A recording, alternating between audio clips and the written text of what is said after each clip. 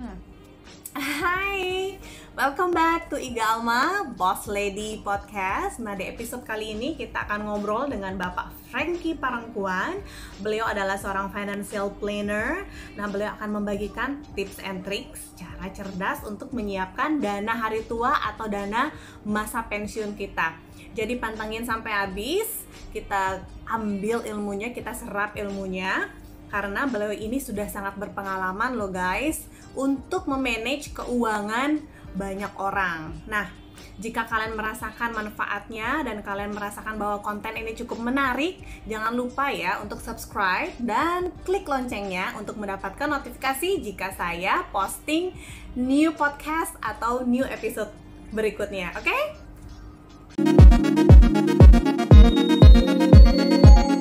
Oke, teman-teman, di sini kita kedatangan tamu spesial dan sangat istimewa. Di sini ada Bapak Frankie Parangkuan, SEMM, AWM, CRGP. So it's very long name. Oke, this is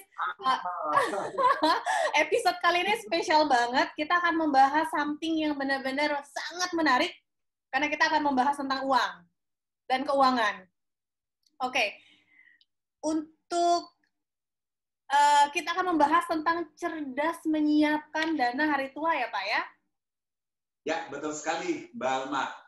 Oke, boleh nih. Ini keren banget Pak Frankie. Ini kan akan kita post di podcast Boss Lady, serta akan di-post juga di podcast YouTube channel aku juga. Jadi akan ada di mana-mana nantinya. Nah, kita ngobrol santai aja nih Pak. Kita di YouTube-nya aku bisa nggak di-post juga? Boleh dong, bisa. Oke.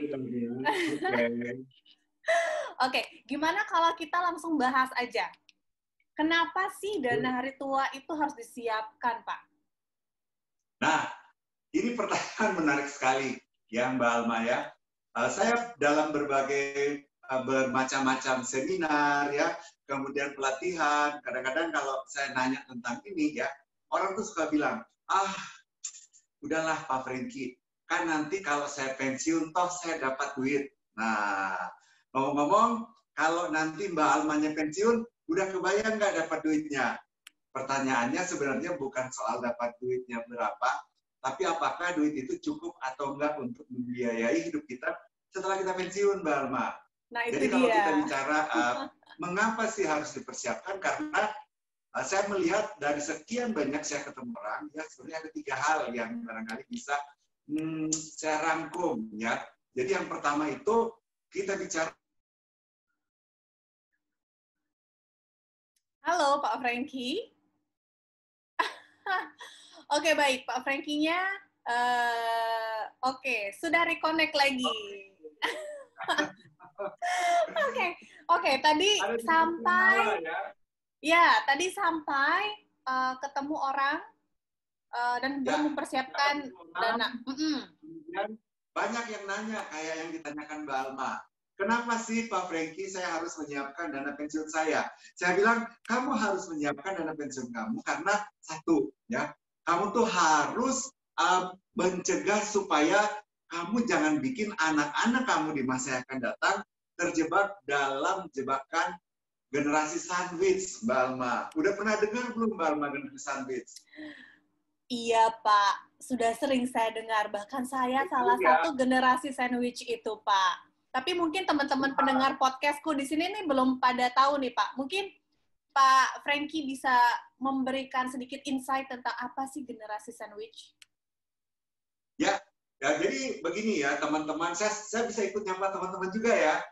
Oke, teman-teman Boss Lady ya. Bos, semua bos. Jadi nggak cuma lady Pak, semua bos. Semua bos. Nah, kenapa sih kalau kita bicara generasi sandwich itu sebenarnya kita bicara mengenai sebuah kondisi, sebuah keadaan, sebuah generasi di mana kita itu ya menanggung kehidupan keluarga kita, anak-anak kita ya. Tapi pada saat yang sama kita juga harus mengongkosi, membiayai biaya hidup dari orang tua kita, Mbak Alma. Ya, jadi kalau barangkali dulu ya kita besar dengan filosofi banyak anak, banyak rezeki, Nah, ini nih, ya kadang-kadang suka menjebak, ya, kadang-kadang suka menjebak. Jadi rezeki seperti apa sebenarnya yang diharapkan? Ya, jadi jangan sampai kita bikin anak-anak kita itu semua jadi sandwich baru di masa yang akan datang. Seperti itu, Mbak Alma. Jadi kita harus mempersiapkan supaya jangan sampai nanti apa yang saya, Mbak Alma, barangkali teman-teman yang boss lady semua ngalamin, ya, itu tidak terjadi kepada anak-anak kita. Begitu, Mbak Alma. Iya, aku setuju banget Pak Frankie. Karena kalau dalam situasi menjadi sandwich generation, well, bukan maksud tidak berbakti ya Pak Frankie. Cuman kan pergerakan kita terbatas Pak Frankie. Kita harus, well, saat ini kan belum tentu juga kita as a younger generation bisa mendapatkan pekerjaan yang lebih bagus daripada orang tua kita terdahulu. Betul sekali. Ya kan, competition semakin berat. Kemudian gaji segitu-segitu aja Pak Frankie. Nah kemudian kita harus jadi sensitif nih kalau Mbak Alma ngomong gaji nih. Nanti ada teman-teman yang dengerin pada waduh maksud lo gitu ya. well mostly kan gaji di Indonesia itu nggak besar Pak Frankie, dan kita harus menyiapkan dana-dana kebutuhan daily kita, kemudian juga kebutuhan dapur dari orang tua kita. Belum lagi kita harus menyiapkan dana kalau misalnya orang tua kita sakit. Nah, kalau orang yang belum berkeluarga kayak aku, ya kan, mungkin masih mikirnya oke, nabung dulu. Tapi kalau kayak kakak aku yang sudah punya anak, dia harus memikirkan keluarganya dia harus juga memikirkan orang tua, gitu Pak Frankie. Betul. Nah, kemudian kita baru cerita poin yang pertama Mbak Alma yang bisa saya rangkum. Nah, poin yang kedua saya lihat kenapa sih kita perlu mempersiapkan dana pensiun supaya apa? Gaya hidup kita pada saat kita masih bekerja, punya penghasilan, dan pada saat kita nanti sudah pensiun, Mbak Alma, kalau bisa tetap sama dong, ya. Jangan sampai sekarang kita biasanya gaya hidupnya makan sehari 3 kali, nanti pas kita udah pensiun makan sehari 2 kali. Kenapa? Karena kalau makan sehari 3 kali, nanti bisa nggak makan gitu, nggak cukup seperti itu. Ya. Lalu hal yang menarik kalau yang bisa saya bagikan adalah kenapa dana pensiun ini perlu kita siapkan supaya apa? Pada saat kita tua, kita bisa menikmati masa-masa yang bahagia, bisa liburan, bisa jalan-jalan, ya. Jangan sampai nanti ya kita bekerja mengumpulkan sejumlah uang ya untuk ya pada saat kita sehat, tapi pada saat kita nanti udah pensiun, uang yang kita kumpulkan ini bukan kita pakai untuk jalan-jalan, menikmati dengan orang-orang yang kita kasih, tapi sudah dipakai untuk berobat. Nah ini silakan ya nanti ya. Iya, itu yang harus kita, maksudnya harus something yang kita pikirkan ke depannya Pak. Nah terus Pak, gimana tuh caranya biar kita punya dana cadangan atau dana pensiun lah anggap? Baik, pertama kalau kita mau merencana untuk mempersiapkan dana pensiun kita, kalau dalam berbagai macam ilmu dan praktek yang sudah pernah saya bagikan dan saya jalankan sampai sekarang, yang paling penting kita lakukan pertama kali, Mbak Alma, adalah kita melakukan yang namanya manajemen cash flow. Ya, kenapa manajemen cash flow ini penting? Karena manajemen cash flow ini kita bicara mengenai bagaimana kita bisa mengatur dana darurat yang akan kita gunakan sewaktu-waktu kalau misalnya terjadi hal-hal yang tidak terduga. Seperti sekarang contoh, Mbak Alma, ya. Saya ketemu dengan banyak klien yang mengeluh, "Frank, ya punten," katanya, "saya nggak bisa beli ini, saya nggak bisa beli itu, saya nggak bisa ikut program kamu. Barang yang kamu bilang bagus, produk yang kamu bilang bagus, benefit yang kamu bilang bagus, apapun yang kamu cerita bagus, tapi saya nggak bisa. Kenapa? Karena usaha saya lagi susah, lagi ada pandemi. Ya.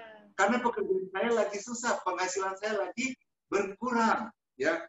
Jadi dana cadangan yang kita miliki biasanya nanti akan kita pakai dalam kondisi-kondisi seperti ini. Atau misalnya, Mbak Alma, ya, kalau tiba-tiba seperti yang Mbak Alma bilang tadi, orang tua sakit, ya. Jadi mau nggak mau sebagai anak, ya kita harus ya membagikan, menyisihkan sedikit lah untuk ikut menanggung biaya berobat dari orang tua kita. Atau misalnya, kalau kita tiba-tiba, ini kan kita udah mau masuk musim pancaroba nih Mbak Alma ya. Ya. Jadi ini jaga kesehatan juga ya, karena di mana-mana hujan ya, banjir ya. Nah, apakah nanti kalau misalnya musim hujan ini tiba-tiba kita harus keluar duit, ada yang bocor di rumah kita ya, tiba-tiba kita lagi di kantor ya, mobil nggak bisa di starter ya, harus diservis, ganti baterai dan sebagainya. Inilah fungsi manajemen cash flow yang harus kita perhatikan pertama kali. Karena kalau kita nggak memperhatikan manajemen cash flow dengan baik, Mbak Alma, yang terjadi adalah kita nggak pernah bisa mengumpulkan dana pensiun seperti apa yang kita harapkan. Ya, begitu Mbak Alma. Jadi ini hal penting harus menjadi fondasi dasar dari kita semua saat kita berencana untuk menyiapkan dana pensiun, punya manajemen cash flow yang baik. Ya, terutama untuk manajemen dana darurat. Begitu Mbak Alma. Nah, iya benar banget Pak Franky. Nah, gimana nih kejadiannya? Sekarang kan banyak banget generasi milenial, kayak aku sih salah satunya, yang kadang nggak mikirin dana, yang nggak mikirin dana darurat. Nah, ketemu nih yang namanya COVID. Mau nggak mau kan, uang tabungan, which is kita ngakuin bukan dana darurat lah ya, kita belum mikir sejauh itu waktu itu. Nah, sekarang akhirnya kebuka nih Pak. Banyak banget ternyata dana-dana yang harus kita siapkan, ya dana darurat itu, tapi dapatnya dari mana Pak? Padahal kan gaji kita ya cukup buat daily rutin, terus biaya setiap hari lah gitu ya, kayak apa ya, ya we live paycheck to paycheck gitu loh Pak. Jadi mungkin itu salah satu sih Pak, yang jadi kendala orang Indonesia saat ini. Gimana tuh cash flow yang baik tuh seperti apa Pak? Nah, kalau kita bicara mengatur cash flow yang baik, ya, saya selalu menyarankan kepada banyak orang, ya, untuk kalau kita memang rencana untuk memiliki cash flow yang baik, kita harus bikin planning, ya, planning dari total penghasilan yang kita miliki, berapa yang akan kita sisihkan untuk dana darurat ini. Idealnya sih minimal 10% dari total penghasilan kita yang harus kita sisihkan, sehingga ya setiap bulan kalau ini terakumulasi, kita akan punya dana cadangan yang bisa kita gunakan sewaktu-waktu. Paling simpel, Mbak Alma ya, pada saat misalnya kita payroll, PD ya, gajian ya. Pada saat kita gajian, biasanya saat-saat seperti ini berbagai macam tagihan muncul ya. It's time to pay your pay letter. Nah, sekarang kan lagi ramai zaman-zaman pay letter ya. Nah, kalau bisa ya, sebelum kita bayar pay letter, bayar kewajiban kita di tempat yang lain, kita sisihkan dulu dana darurat dalam bentuk cash flow kita keluarkan. Kalau bisa, ya kita beli sesuatu yang bisa langsung auto debit dari penghasilan kita. Jadi langsung dipotong dari penghasilan kita. Sehingga kita nggak ngelihat lagi fisik dananya, fisik uangnya, tapi itu udah berubah dalam bentuk tabungan di tempat di mana kita menyimpan dana darurat tersebut. Ya, itu satu. Kemudian yang kedua, kalau bisa dana darurat yang kita miliki, ya kita masukkan ke dalam portofolio, ya, atau produk-produk yang, ya, pertama fleksibel yang bisa ditarik kapan aja, ya, kemudian yang, ya, tidak gampang untuk kita ambil sewaktu-waktu. Jadi kalau kita memang benar-benar urgent, kita bisa cairkan itu setiap saat, tapi jangan itu menjadikan alasan kita untuk kalau duit habis di tengah bulan, ya, pinjam dulu deh, ya, pinjam dulu deh. Karena biasanya kalau kita udah minjam, balikinnya nggak pernah, Mbak, ya, akhirnya dana darurat ini nggak pernah tercapai, ya.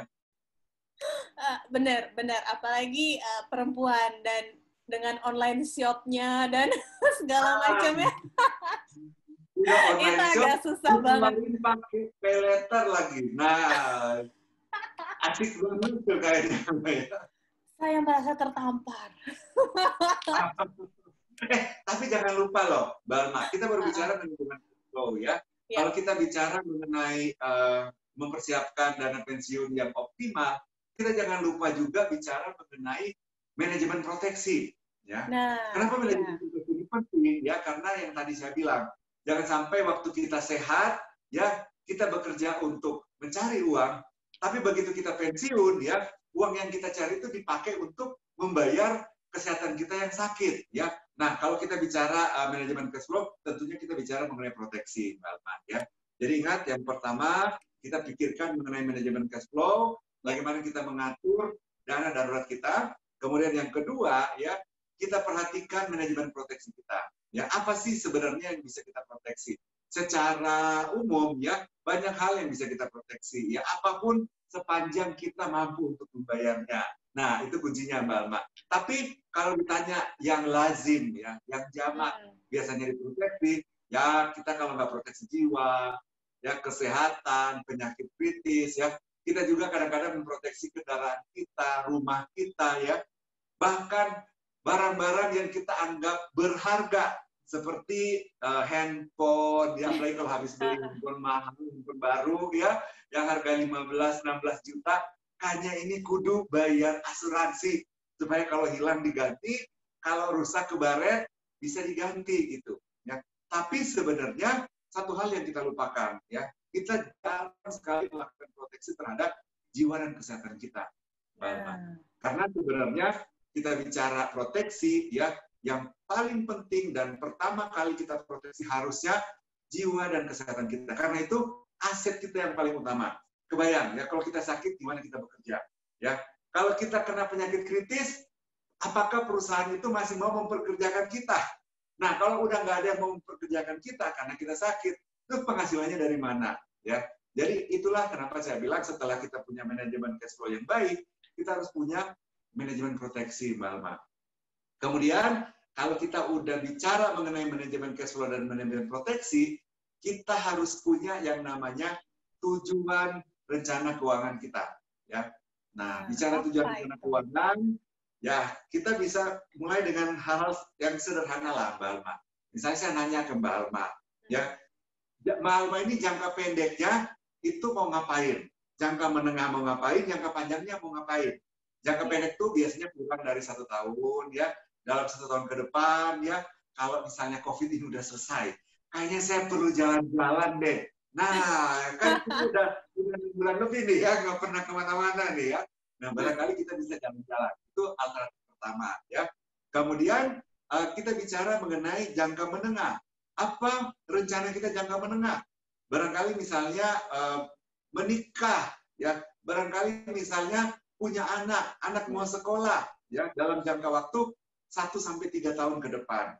Kemudian kita bicara jangka panjang, kita bicara tujuan jangka panjang kita dalam kurun waktu di atas 3 tahun. Ya biasanya kita punya rencana apakah itu nanti mau berangkat ibadah, ya ziarah rohani, keliling dunia, apapun itu, semuanya harus mulai dengan rencana. Jadi kita harus tahu dulu tujuan keuangan kita apa, Mbak Alma, seperti itu. Ya. Kemudian setelah kita tahu, yang paling penting Mbak Alma, kita harus hitung ya kebutuhan dananya berapa. Jangan kita punya rencana tapi kita nggak tahu budgetnya berapa, repot nanti ya. Pada saat kita nggak tahu budgetnya berapa, itu yang sering bikin kantong jebol ya. Kalau kita mau liburan misalnya, 1 tahun ke depan kalau COVID udah selesai mau liburan, oke, saya mau liburan kemana? Budgetnya berapa? Ya, harus kita rencanakan juga. Jangan sampai kita sekedar pergi berlibur, pulang balik lagi ya ke rumah, kemudian hutang menumpuk segunung. Ya, apalagi kalau nanti liburannya dibiayai dengan cicilan 12 kali. Ya, liburannya udah selesai, cicilan itu belum selesai. Itu yang banyak terjadi, Pak Franky. Nah, berarti tadi Pak Franky sempat sharing ini ya, ada 7 ya, atau 6? 6 atau 7 tadi ya? Ya, kurang lebih kalau tahap-tahapnya untuk kita bikin perencanaan keuangan itu kita bisa mulai dengan bikin tujuannya dulu. Oke, kemudian tujuannya. Setelah kita hitung biayanya itu, nah kita udah tahu nih budgetnya berapa ya. Kemudian kita mulai bikin strategi ya. Strategi kita mau yang jangka pendek kita mau taruh di mana, yang jangka menengah kita mau simpen di mana, yang jangka panjang kita mau simpen di mana. Setelah kita tahu, baru kita lihat ada instrumen keuangan apa yang bisa kita masukin untuk menyimpan dana-dana tujuan jangka pendek, jangka menengah, dan jangka panjang. Nah, biasanya kalau jangka pendek, kita jangan pernah nyimpen di instrumen yang berbasis saham, obligasi, ya. Karena kita nggak pernah tahu besok itu mau jadi apa, minggu depan mau jadi apa, tahun depan mau jadi apa, ya. Banyak orang yang membayangkan, ya meramalkan bahwa tahun 2020 ini adalah tahun yang penuh rahmat, banyak berkat, banyak rezeki, kemudian market itu akan naik sampai di atas 7.500 kalau kita lihat dari indeks saham. Ternyata yang terjadi sekarang kan tidak ada yang bisa menduga, ya. Kemudian kalau untuk jangka pendek, saya menyarankan biasanya nyimpan di instrumen yang relatif lebih aman, ya, misalnya kayak deposito, ya, atau misalnya kita bisa beli emas, ya, sekarang kan harga emas lagi kinclong, ya, kita bisa mulai untuk menabung emas, ya, dan beli emas itu banyak caranya, ya, atau barangkali kita bisa juga menggunakan produk-produk reksadana dan unit link, ya, ini bisa menjadi alternatif untuk mendapatkan simpanan untuk tujuan jangka pendek keuangan kita. Nah, kalau jangka panjang, ya udah pasti kita harus cari yang investasi yang secara panjang, ya, waktunya itu bisa memberikan nilai investasi atau return yang cukup bagus, ya. Misalnya contoh emas lagi, ya, kita bicara reksadana saham atau unit link berbasis saham, Mbak Alma. Setelah kita tahu produknya, jangan lupa action, ya. Kadang-kadang kita bikin banyak produk, kita baca berbagai macam produk, ya, kita belajar berbagai macam hal, tapi satu hal kita lupa, action-nya kagak ada, ya. Kita tahu, oh sekarang ada unit link, ya, yang bagus banget, yang bahkan dalam perkembangannya setiap tahun itu bisa kasih net return investasi tertentu, ya. Kita tahu bahwa ada reksadana yang terproteksi, yang bisa kasih return investasi tertentu. Kita tahu ada produk-produk di luar sana yang bisa memberikan nilai investasi dengan return tertentu. Tapi kalau kita nggak action, ya udah itu cerita lain. Jadi kita udah capek bikin rencana, capek bikin cari produknya, tapi nggak ada actionnya, percuma. Nah, setelah action, jangan lupa untuk kita lakukan evaluasi, ya. Evaluasi apakah ini masih sesuai, masih sejalan dengan yang kita inginkan, atau barangkali, ini kayaknya udah setahun, udah 2 tahun, hasilnya tuh kok nggak maksimal, ya. Ini waktunya kita memutuskan apakah kita bertahan di situ atau kita pindah ke produk lain yang lebih menjanjikan. Kurang lebih seperti itu, Mbak Alma. Jadi pertama, ya kalau kita mau mempunyai dana pensiun yang luar biasa, ya, yang bisa mengcover supaya kita nggak jadi generasi sandwich, nggak bikin anak-anak kita jadi generasi sandwich, punya manajemen cash flow yang baik, punya manajemen risiko yang baik, lalu kita harus punya rencana keuangan kita tujuannya apa, ya. Itu Mbak Alma. Wah, ini keren sih penjelasannya Pak Franky. Jadi semoga teman-teman di sini juga bisa menangkap. Nanti bisa di-replay terus. Kalau misalnya belum sempat nangkap, nanti kita bisa ngobrol lagi sama Pak Franky. Nah, Pak Franky, ini mau nanya dong, untuk persiapan dana pensiun, gimana ya enaknya ya, Pak? Nah, kalau kita udah punya semua yang tadi, Mbak Alma, kita mulai bisa mempersiapkan dana pensiun kita, ya. Syaratnya gampang, Mbak Alma. Ya, kita mulai dengan kita harus punya rencana untuk pensiun. Nah, balik lagi, selalu mulai dengan rencana, Mbak Alma. Ya, karena kalau kita nggak pernah bikin rencana, nanti kita nggak pernah tahu tujuan kita tuh mau kemana. Ya, jadi kita punya rencana, pengen pensiun misalnya usia berapa, pengen pensiun punya duit berapa. Ya, setelah pensiun pengen ngapain gitu ya. Jangan sampai nanti setelah pensiun adanya sakit karena stres. Biasa kerja, biasa dapat duit setiap bulan, sekarang tiba-tiba udah nggak ada duit yang diterima, ya. Ini kenyataannya harus diperhatikan, ya, karena kalau nggak pernah punya rencana, jangan sampai nanti seperti survei yang pernah dilakukan oleh majalah SWA dan Citigroup, ya, beberapa waktu yang lalu, mereka melakukan survei terhadap 1.500 eksekutif di 5 kota besar di Indonesia dengan penghasilan di atas 25 juta sebulan, Mbak Alma. Di atas 25 juta sebulan. Dan ya surprise ya, hasilnya itu adalah 85% dari eksekutif muda yang disurvei itu jatuh miskin di usia pensiun. Kenapa? Gaya hidup mereka, kemudian kebiasaan mereka itu besar pasak daripada tiang. Ini yang kadang-kadang suka kita lupakan, Mbak Alma. Serem banget kemudian, ya Pak Franky. Ini serem, walaupun penghasilan seberapa banyak, tapi kalau nggak ada perencanaan keuangan, ini wah parah nih Pak Franky. Oke, tadi gimana Pak Franky? Kita jadi semangat nih dengerinnya nih. Iya, sebelum nasi menjadi bubur. Ya, kalau udah jadi bubur, udah nggak bisa ngapa-ngapain, nggak bisa jadi lagi ya. Jadi kalau kita udah tahu rencana kita mau kemana, ya, kita juga harus tahu ya bagaimana kita membangun aset-aset kita menjadi lebih produktif. Ya, jadi aset menjadi lebih produktif itu misalnya ya kita berinvestasi dalam produk-produk ya yang, nah ini penting nih Mbak Alma ya, kadang-kadang suka dilupakan orang ya. Pengalaman saya lebih dari 25 tahun di industri wealth management ya, itu banyak banget orang tuh yang kalau dia beli produk-produk investasi, ya udah asal dia udah beli dan selesai. Jadi konsep orang beli produk investasi itu kayak zaman dulu kita dengar dari orang tua kita, ya kalau beli tanah udah biarin aja tanahnya nanti harganya naik sendiri. Kalau beli ini biarin aja nanti harganya naik sendiri.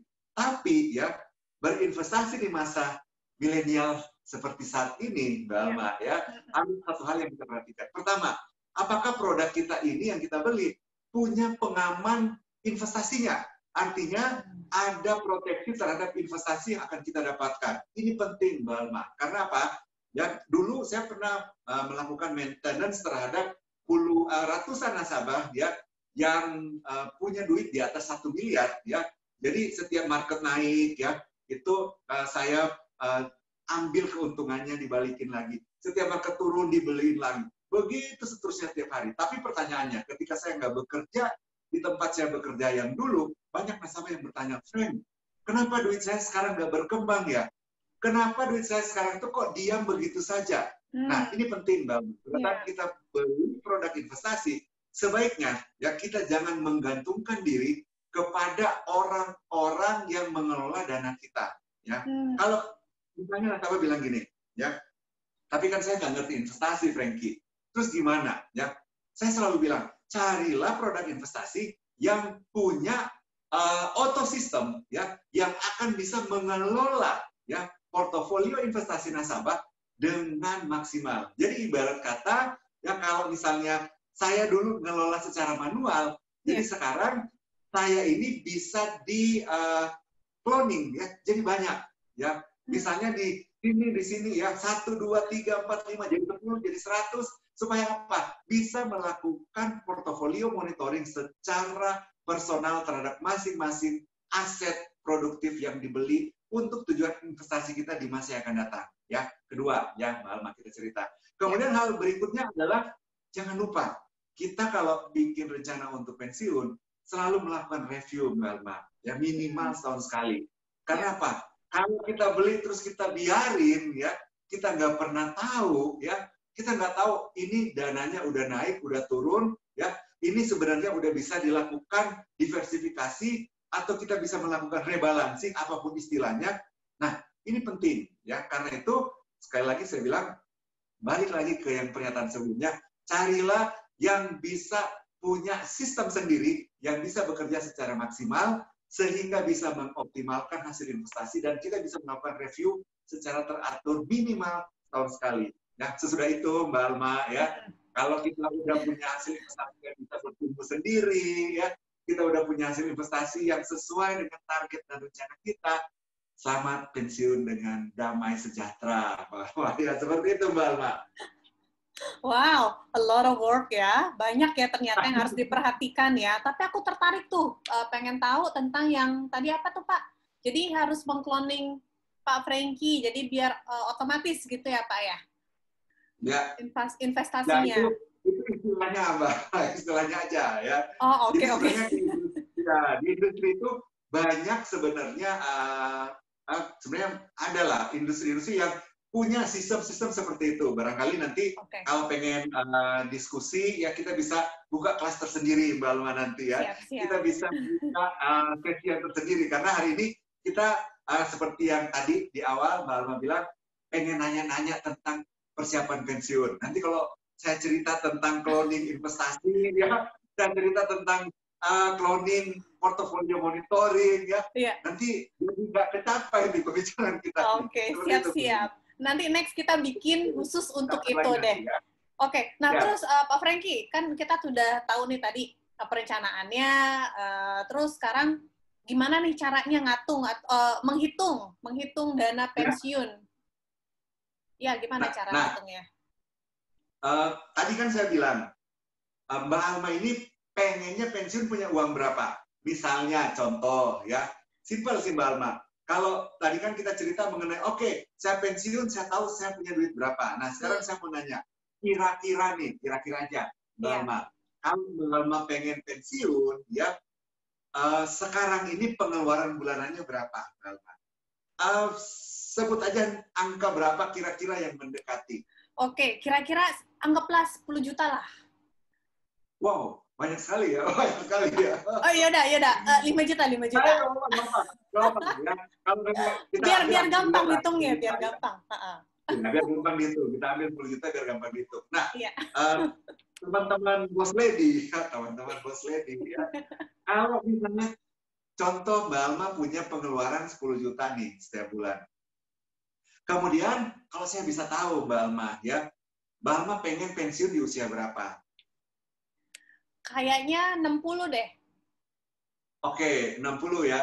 Nah, dari pensiun di usia 60, ya, Mbak Alma ini nanti pengennya hidup berapa lama dari usia 60?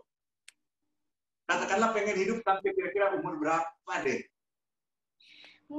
Berapa ya, Pak? 80 deh, 80 deh. Anggap 80. Berarti dari umur 60 sampai umur 80 ada 20 tahun, Mbak Alma, ya? Iya, 20 tahun. Oke, ada 20 tahun ya. Nah, 20 tahun dikali dengan 12 bulan per tahun, itu kan total 240 bulan, Mbak Alma, ya? Ya. Nah, kalau kita bicara 240 bulan, kita kalikan jumlah bulan yang ingin kita hidupin, supaya ingat, kita pensiun, gaya hidup jangan sampai turun dong, di awal tadi ya. Nah, kemudian Mbak Alma yang paling penting adalah dikali dengan pengeluaran kita saat ini sesuai dengan gaya hidup kita, kali 10 juta. Berarti 2,4 miliar, Mbak Alma. Ya, target dana pensiun yang harus Mbak Alma miliki di usia 60 tahun. Udah punya belum? Belum, Pak. Gampang kan? Caranya kita bisa menikah dengan orang yang kaya banget, ya, dan kita akan punya dana pensiun segitu, ya. Kedua, misalnya kita kumpulin sendiri. Nah, yang repot kalau yang ngumpulin sendiri nih, Mbak Alma. Nah, itu ya, dia tuh, Pak. Berarti kalau kita pengen ngumpulin sendiri, ya, berapa sih yang akan kita kumpulkan per bulan sampai dengan usia 60 tahun? Contoh, misalnya katakanlah, saya pengen tahu sekarang usianya Mbak Alma kira-kira berapa tahun? Kira-kira aja, nggak usah bilang persisnya. 25. Kepengennya 25. Kepengennya sebenarnya usianya 25. Oke. Nah, dari 25 ke 60, ya, itu kan berarti ada 35 tahun, Mbak Alma. Ya. Iya. Ada 35 tahun. Jadi, kita bagi 2,4 miliar ini dibagi dengan 35. Ya. Jadi dibagi dengan 35 kurang lebih ya kurang lebih sekitar 80 jutaan ya. 80 jutaan setahun ya. Kemudian kita bagi 12 ya, bagi 12 kurang lebih sekitar ya 6,5 juta lah, 7 juta lah. Ya. 7 juta sebulan. Berarti kita harus bisa menyisihkan 7 juta setiap bulan untuk mendapatkan 2,4 miliar tadi di usia 60 tahun, Mbak. Ya, challenging ya. Iya. challenging, Pak. Iya. Ya, ongkos hidupnya setiap bulan 10 juta. Berarti penghasilan saya berapa ya? Tapi sebenarnya ada cara, Mbak. Ada cara untuk supaya kita nggak perlu keluar duit sebanyak itu sebenarnya. Ya, ada caranya. Iya. Caranya ya. Ada cara untuk kita punya duit sebanyak itu di saat kita pensiun nanti, ya. Sebenarnya kalau Mbak Alma coba untuk lihat di industri, ya, banyak produk-produk investasi yang sebenarnya menjanjikan atau memberikan berbagai macam benefit dan manfaat yang bisa kita nikmati. Misalnya, ya, Mbak Alma kalau masuk produk-produk seperti reksadana, beli saham, dan sebagainya, ya, barangkali kita bisa mencapai angka itu dengan lebih cepat apabila kita menggunakan formula bunga berbunga. Ya. Berarti kalau misalnya kita tarik pakai perhitungan future value, ya, kita sebenarnya hanya mengeluarkan dana kurang lebih sekitar 3 juta per bulan. Ya. Itu yang bisa kita lakukan. Nah, Kemudian ada cara kedua, Mbak Alma. Kalau tadi kan cara pertama kita berinvestasi di industri yang berhubungan dengan saham, reksadana, ya, yang memberikan return rata-rata ya antara 9 sampai 12% per tahun. Tapi kalau misalnya kita bilang, wah saya nggak ngerti investasi, Mbak Alma. Kalau lagi saya investasi itu, yang kalau nggak beli tanah, beli emas, nggak apa-apa, ya. Tapi kalau misalnya kita mau coba, saya mau coba sharing kepada teman-teman Boss Lady semuanya, ya. Kalau misalnya teman-teman semua bisa ketemu cari investasi yang barangkali misalnya bisa kalau kita bayar sekarang, berapapun nominal yang kita bayar sekarang, kita bisa dapatkan target 2,4 miliar yang kita inginkan, ya. Nah, biasanya produk-produk seperti ini ya dijual dalam bentuk kontrak pertanggungan, Mbak Alma. Biasanya di perusahaan-perusahaan asuransi mereka menjual kontrak pertanggungan seperti ini, ya. Apapun mereknya, apapun benderanya, ya. Barangkali ini bisa menjadi alternatif investasi. Ingat, kita mau berinvestasi untuk mencapai duit 2,4 miliar, ya, tanpa khawatir, ya, tanpa khawatir, ya, di usia 60 tahun, ya. Kalau kita pakai saham, pakai reksadana, pakai obligasi, barangkali mungkin 5 tahun depan kalau kita sakit, mau nggak mau saham atau reksadananya kita jual untuk biaya berobat, ya. Tapi kalau kita punya misalnya kontrak pertanggungan yang biasanya ditawarkan oleh industri asuransi, ya, kita nggak usah khawatir dengan hal ini. Ya, investasinya tetap kita dapat, tapi komitmen untuk kita punya duit 2,4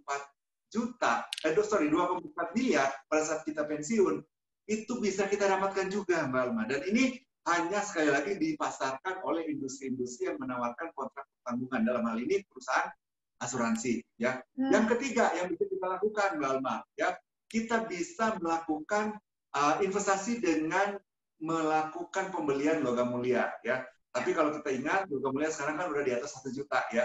Barangkali cukup challenging, ya. Kalau kita mau beli, mau berapa banyak yang bisa kita kumpulkan. Barangkali itu 3 pilihan alternatif yang bisa digunakan untuk mengoptimalkan pencapaian dana pensiun Mbak Alma nanti, ya, di saat usia 60 tahun, ya. Begitu, Mbak Alma. Oke, mantap. Ini tadi, ini banyak sih kayak bahasa-bahasa yang mungkin teman-teman di sini juga belum paham, dan aku pun belum paham, seperti obligasi tadi ya, terus reksadana. Ada nggak sih, Pak, kendaraan yang yang very easy to use, atau ada nggak kendaraan yang cuman, udah deh kita nabung, nggak usah pakai memperhitungkan ini, itu ada nggak sih, Pak? Yang nomor 2 tadi, Mbak Alma, tadi kan ada 3 ya. Iya. Saya bilang, ada 3, ada reksadana, kemudian ada obligasi, ada saham, yang kedua ada pertanggungan, yang ketiga ada logam mulia. Kontrak pertanggungan ini biasa, kalau reksadana atau saham atau obligasi, kita bisa beli di perusahaan aset manajemen atau di banking. Ya. Nah, kalau yang kita bicara mengenai kontrak pertanggungan, yang kedua, kita bisa beli di perusahaan asuransi atau di bank yang menawarkan produk yang menjual terkait dengan kontrak pertanggungan. Kalau nggak mau pusing, Mbak Alma, ya, biasanya saya suka bilang gini, seperti halnya Mbak Alma tadi nanya, ya, saya nggak ngerti reksadana, saya nggak ngerti obligasi, saya nggak ngerti saham, gitu ya. Oh, nggak ngerti. Tapi saya pengen punya duit 2,4 miliar, ya. Iya. Carilah produk-produk yang dipasarkan lewat perusahaan asuransi yang menawarkan kontrak pertanggungan sesuai dengan kebutuhan kita. Dan enaknya adalah kita bisa nyicil, Mbak Alma. Jadi ibarat kalau sekarang daripada kita nyicil bayar kartu kredit, ya, yang nggak selesai-selesai, daripada kita nyicil bayar KTA, yang nggak selesai-selesai, lebih baik kita nyicil kontrak pertanggungan asuransi. Ya. Kita nyicil, duit kita nggak hilang, investasi kita dapat, kemudian dana pensiun kita di masa yang akan datang juga terjamin, Mbak Alma. Jadi ibarat kayak tabungan rencana lah, tapi konsepnya itu adalah menggunakan yang namanya kontrak pertanggungan asuransi. Seperti itu, Mbak Alma. Wah, ini seru banget sih, Pak Franky. Tapi kayaknya kalau kita membahas sekarang kayaknya nggak habis ya. Sedangkan aku kepo banget nih sama produk yang terakhir Pak Franky sebutkan. Kontrak asuransi tadi, yang nilainya pasti gitu ya, yang keluar sudah pasti sekian, sudah sesuai dengan tujuan akhir kita gitu. Dan itu nggak ngapa-ngapain ya, Franky ya? nggak harus Kita nggak trading, nggak usah ngapa-ngapain nih. Cuma bayar doang. Oh, Ya, oke. jadi kalau misalnya kita makan, Ya. kita makan di restoran, ya makanannya enak gitu ya. Kemudian minumannya enak gitu. Habis makan kan kita harus bayar, Mbak Alma. Iya. Ya. Oke. Atau kalau kita makan di fast food misalnya, ya sebelum kita makan kita bayar dulu, oke?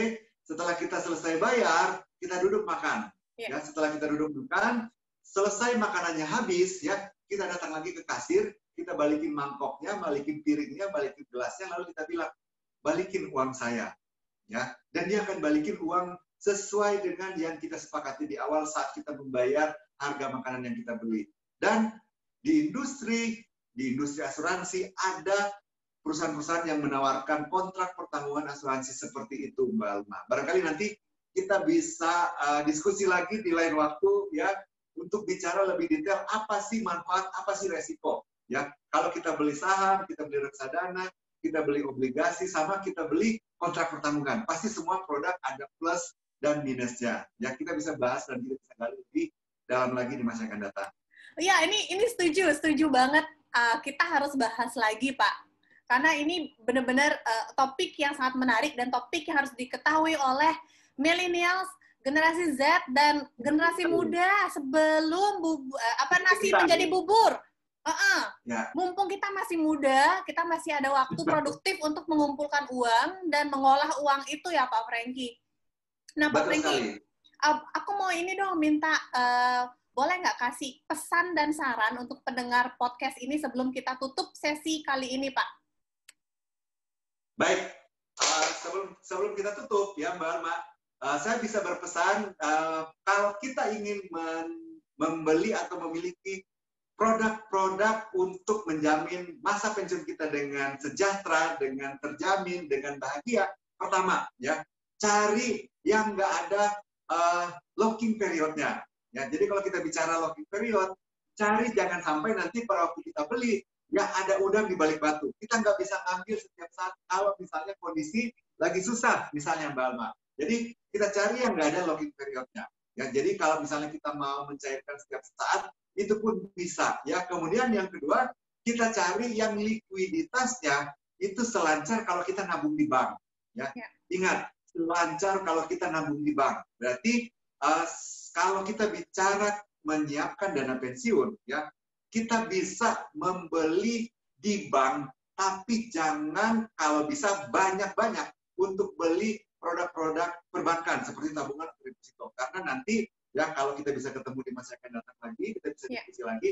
Kita akan cerita kenapa saya bilang seperti itu. Karena ada inflasi, kemudian ada pajak investasi yang harus dibayar sehingga nilainya tidak akan mencapai apa yang kita inginkan. Yang ketiga, Mbak Alma yang saya bilang tadi adalah cari yang ada perlindungan investasinya, ya. Karena ingat kita mau berinvestasi buat kita di masa yang akan datang. Kalau investasinya itu nggak dilindungi, investasinya itu nggak dijaga, ya nanti pada saat kita mau pensiun tiba-tiba duitnya udah nggak ada, ya. Kemudian kita ribut, nasi sudah menjadi bubur, ya. Masih mending kalau bubur ayam, ya. Kalau bubur basi repot, Mbak Alma, ya. Kemudian terakhir, pesan saya terakhir adalah bagaimana kita bisa memiliki yang produk atau jaminan yang bisa fleksibel, yang bisa kita gunakan saat kita pensiun nanti. Fleksibel dalam pengertian apa? Kalau saya mau narik semua bisa, saya mau narik sebagian bisa, saya mau narik bulanan juga bisa. Ingat, ya pada saat kita pensiun, dan hidup kita nggak berhenti di situ. Ya, kita masih hidup sampai dengan ajal memanggil kita. Ya, nanti itu yang perlu kita perhatikan. Jadi jangan cari yang jangan ada lock periodnya, jangan ada yang di lock ya, karena sekarang biasanya banyak yang oke, di lock nggak bisa ngambil 10 tahun, nggak bisa ngambil 5 tahun, nanti repot. Ya, kemudian cari yang likuiditasnya selancar kita beli produk di bank. Ya, kemudian yang ketiga adalah punya proteksi investasi. Ya, dan yang terakhir fleksibel untuk kita gunakan pada saat kita pensiun nanti. Itu tips ya yang bisa dipakai dan semoga ini bisa bermanfaat buat teman-teman Boss Lady yang mendengarkan podcast pada hari ini. Ya, begitu Mbak Alma.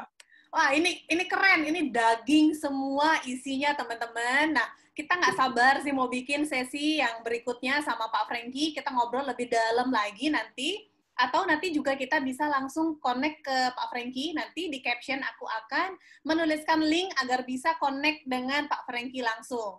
Nah, Pak Franky, nanti aku akan share Instagram Pak Franky ya, nggak apa-apa ya, di podcast aku. Oke, dan thank you so much Pak Franky atas waktunya. Ini daging semua isinya. Thank you so much sudah sharing knowledge sama kita semua. Ini something yang benar-benar berharga, yang harus semua orang tahu, terutama anak muda, biar nasi nggak jadi bubur, biar kita bisa prepare dari sekarang gimana menyiapkan dana hari tua, dana pensiun nanti. Oke, Pak Franky, thank you so much for your time. Sampai ketemu lagi di next event. Ya. Bye-bye. Thank you.